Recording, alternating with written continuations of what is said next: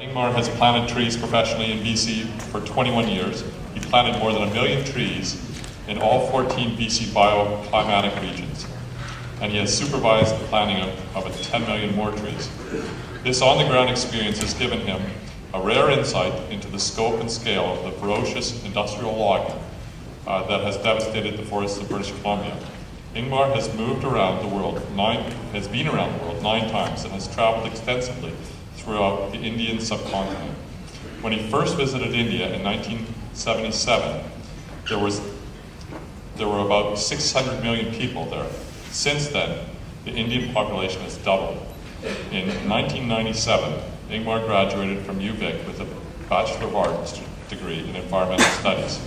With his experience and academic understanding of the global ecological catastrophe, Ingmar now works to protect whatever remains of our wilderness.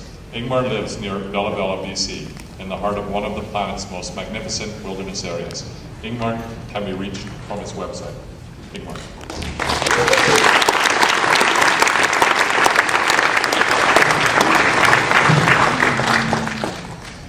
Thank you very much for coming out, and thanks so much for the incredible efforts of the people who organized this conference. And I'd like to talk about some of their trials and tribulations later on, but first I think it's really important to mention that this land and the land of the Nanaimo Community Drinking Watershed, which is the subject of my workshop, the industrial destruction of that watershed. This land and that land is unceded First Nations territory. 10,000 years ago, right here, there may have been up to 1 kilometer deep of ice. Most of Vancouver Island was glaciated. And some kind of global warming event occurred. There was a big melt, and as the ice receded, it reveals a landscape completely devoid of any organic matter, just rock and gravel and sand. And basically the fish followed the receding ice, and as they washed up, spawned and died. This was the first pulse of organic matter that was introduced onto the landscape, and right behind the fish came the people. Human history goes back here 10,000 years, looking at a civilizational accomplishment. After 10,000 years of continuous existence on this land, when the Europeans first showed up here, they found a landscape at its highest epitome of evolved biological diversity, up to 100 meters deep of biodiversity, some of the trees being 100 meters tall.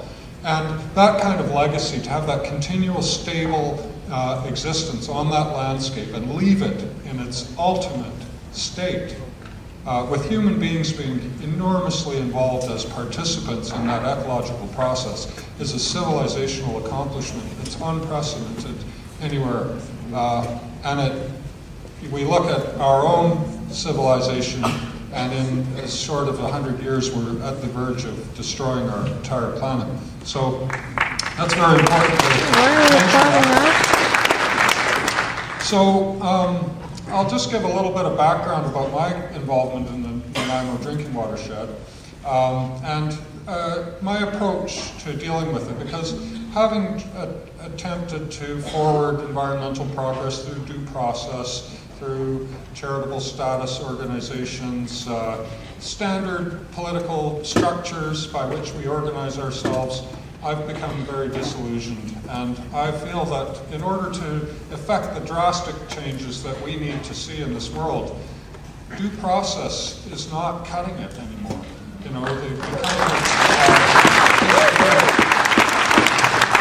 was very grateful to Maud the Copenhagen fiasco exceeded my expectations of how hopeless it was going to be. And I expected it to be hopeless. Stephen Harper was going, Gordon Campbell was going, some Engo sycophants went there and shouldered their way through the crowds of people outside to get in to give Gordon Campbell an award for green leadership. This type of hypocrisy was going on. But I got an incredible inspiration from the 120,000 people that showed up outside the gates of the business as usual conference, and I realized that we're at a kind of critical mass in awareness amongst an awakened majority of human beings, I believe, that are searching for another way to effect change that's outside of the system. The overriding image of those 120,000 people outside the gates of Copenhagen was system change, not climate change. So I work in non-conventional efforts to forward my environmental issues. Now, sometimes you get an opportunity when that happens. And in the case of the Nanaimo drinking watershed, I got a very valuable opportunity, and I'm always grateful to the Weyerhaeuser forester, Mr. Jim Loftus, who fired me basically when I complained about the toxic effects of the chemical fertilizers that they used inside the drinking watershed. Mr. Loftus at the WCB meeting subsequent to my firing stood up and said, well, tree planters are inherently dirty people, and they don't wash, and so maybe when they eat their lunch or they smoke or whatever, some of that fertilizer is getting in there and they're getting sick from it. And so that was a very motivating experience, and it turned me into a raving environmentalist zealot.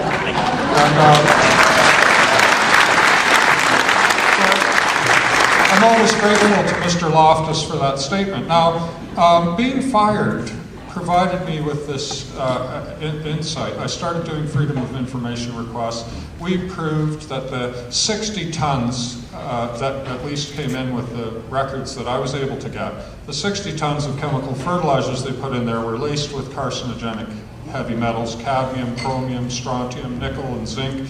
And when we presented the results of our own tests, which we paid for, Weyerhaeuser, the then logging corporation that claimed ownership of the Nanaimo drinking watershed, pulled that use of that product. Well, the next year, it appeared again, and that's when I took my stand and got fired. So just going up the river, as I researched and learned more about the Nanaimo River, I found a newspaper article from 1968 in the Nanaimo Times that said that the Nanaimo River in 1968 was the second most productive steelhead river in the world, only surpassed by the Cowichan River just down the road.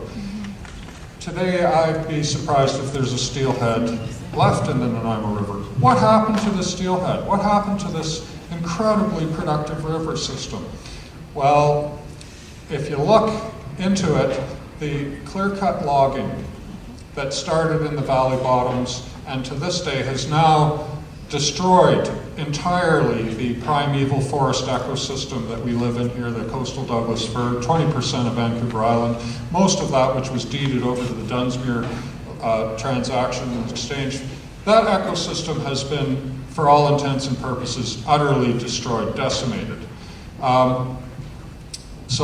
Moving up into the watershed, and I'll show in my workshop subsequently, I've got a lot of aerial photographs of this. That watershed has been entirely clear-cut. And it should be noted, I don't have anything good to say about McMillan-Bladel, but when they turned the Nanaimo Community Drinking Watershed over to the giant, world's largest American clear-cutting corporation, Weyerhaeuser, they left 4 separate 100-hectare tracts of intact primeval forest there for the benefit of the Columbian black-tailed deer. The Columbian black-tailed deer were 50% reduced in their populations. The government blamed it on wolf predation. There was wolf culling, that sort of thing went on.